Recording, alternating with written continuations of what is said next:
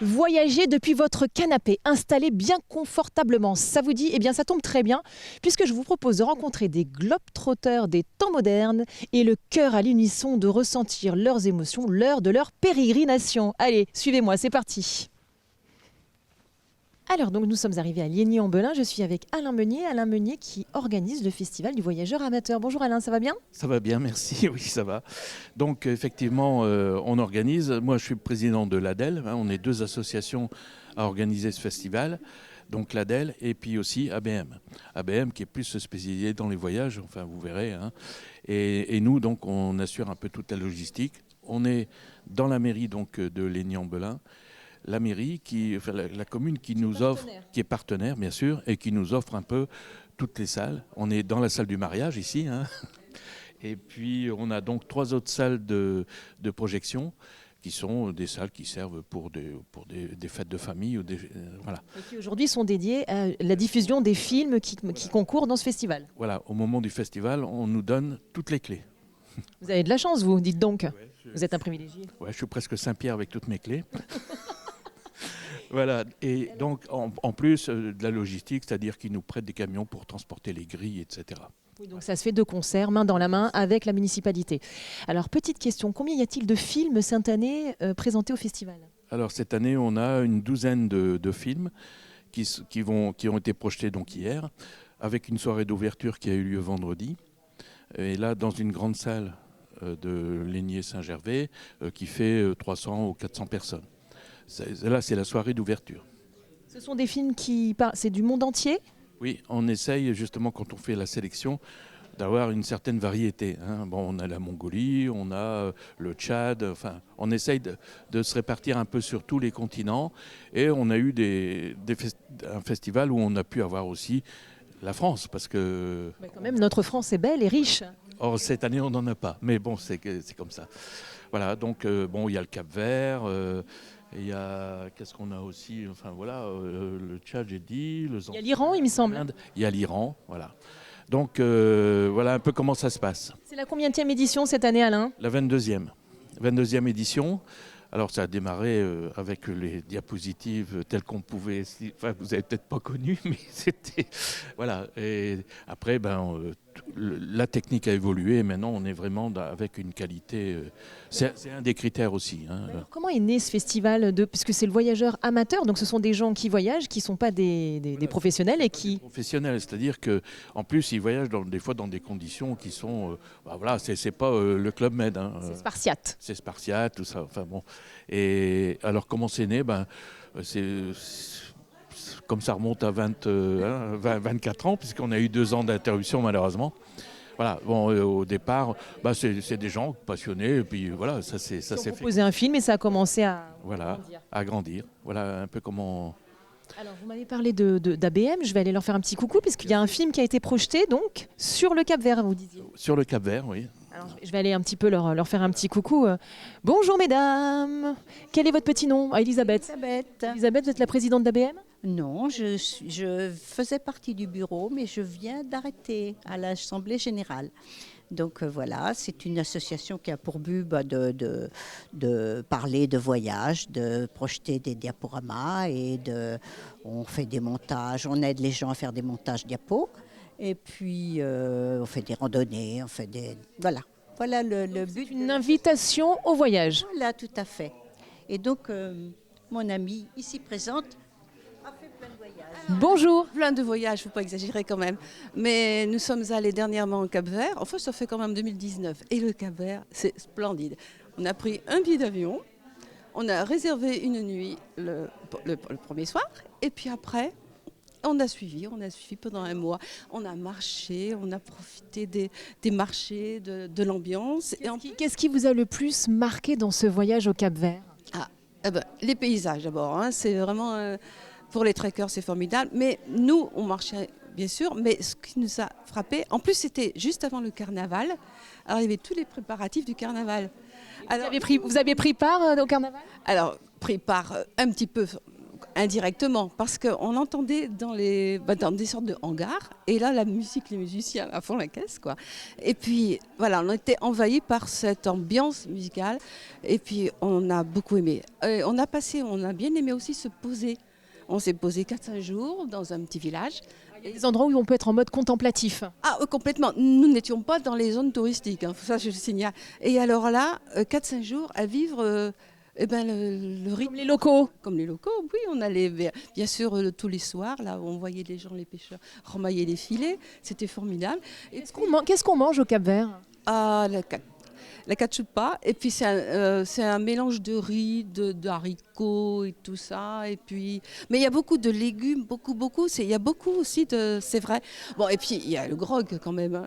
Alors ça, oui. Et c'était, ben voilà, plein de belles images dans la tête. Et moi, je vous recommande d'y aller avant que le tourisme de masse, avant que ça ne s'accentue. Vous dormiez chez l'habitant? Alors, chez l'habitant, non, des petites structures, et on est se poser. Et en plus, les paysages. Alors là, sur Santo Antão, c'est magnifique. Allez-y, du petit port Porto Novo jusqu'à Fontenas, Cocina, c'est magnifique. Allez-y. C'est la lumière qui vous a marqué, c'est la végétation? Oui, et bien toutes les îles sont différentes. Alors la dernière que nous avons vue, c'est l'île de Fogo.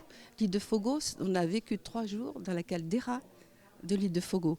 Et là, on a revécu un petit peu ce qui s'est passé en 2014 et l'éruption volcanique.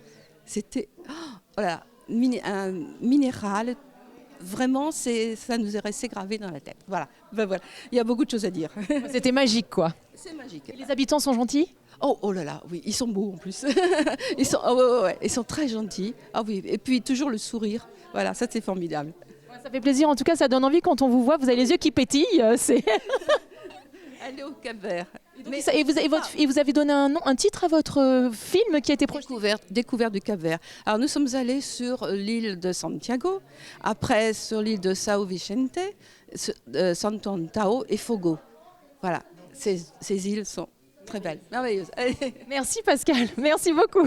Alors Alain, on a parlé de l'association ABM qui est spécialisée dans le voyage, mais vous qui êtes organisateur aujourd'hui, vous êtes spécialisé plutôt dans le loisir. Dans le loisir, voilà. Donc on a différentes activités, on a de la randonnée, on a un club de roller avec un champion d'Europe et un autre qui est champion de France. Enfin voilà. L'association, elle a 40 ans. Jeune. Oui, on peut dire ça. Voilà, et on a donc une activité de patchwork. Et d'ailleurs, cette année, en septembre, là, on va organiser les 28 heures de patchwork dans la grande salle, voilà. Ici à Lény-en-Belin. À Lény-en-Belin, voilà. Donc il y aura des femmes qui vont, enfin des femmes et des hommes aussi peut-être. Qui vont faire du patchwork pendant 28 heures. Pendant 28 heures. Voilà. Génial. Donc les 8 et 10 septembre ici à Lény-en-Belin. À Lény-en-Belin, donc avec une exposition de tout ce qu'elles peuvent faire. Voilà. Je pense que ça va être un événement. Ça va être sympathique. Voilà. Alors, il y a aussi une association qui est invitée cette année, donc voilà. On va aller les voir. Voilà. Comment s'appelle-t-elle? Alors, vous voyez, c'est là, c'est aider un enfant à Dano, au Burkina Faso. Au Burkina Faso, très bien. Et voilà le président. Voilà. Bonjour, comment vous appelez-vous? Jean-Yves Beaune. Ça va bien, Jean-Yves? Très bien, je vais très bien. Ça a l'air. Je suis très content de vous accueillir sur le stand d'aider un enfant à Dano. Et vous connaissez un enfant? Pourquoi le Burkina Faso?